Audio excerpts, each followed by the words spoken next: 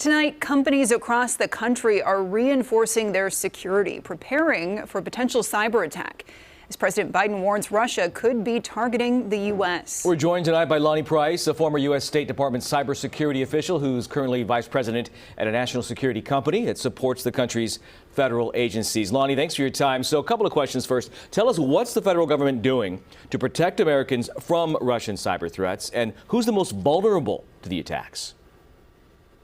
Well, it's a very good question, Tony. There is absolute cause for concern. We're no strangers to Russian aggression, especially in cyberspace. They've come after us before. But what makes it new is the conflict in Europe, of course, and no one knows what Vladimir Putin is going to do next. Everyone in the United States needs to, and that's institutions, that's the average American citizen, needs to take precautions to protect their online cyber activity.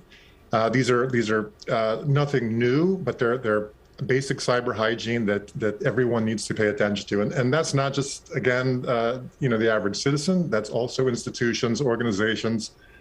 The U.S. government is certainly focused on this. I've never seen a more unity and more commitment in the federal government. President Biden's White House, the administration, Congress, the intelligence community, law enforcement, and our military. I've never seen such commitment and resolve to protect our critical infrastructure here in America and to preserve our American way of life. So they are taking steps.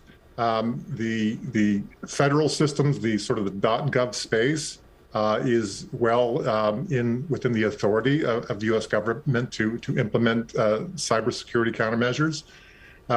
The critical infrastructure, however, is predominantly privately owned in the United States, and so it is therefore a volunteer basis. They need to take the government's advice and support and choose to implement those the cybersecurity best practices. So you're saying everyone needs to certainly take this seriously. And do we know exactly what kind of information really that Russia would be focused on trying to obtain with these attacks? It all depends, Elizabeth, on the outcome desired, right? There's spies, there's thugs, and there's thieves. So the cyber spies are after information and perhaps to try to influence your choices. Cyber thugs are all about trying to do harm and disrupt.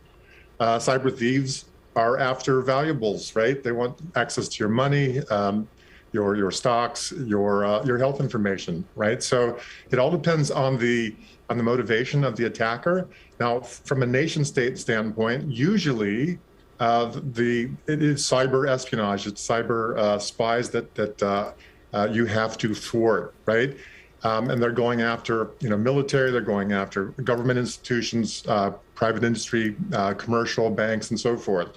The average American, usually, I would say it's the cyber thieves that they have to worry about.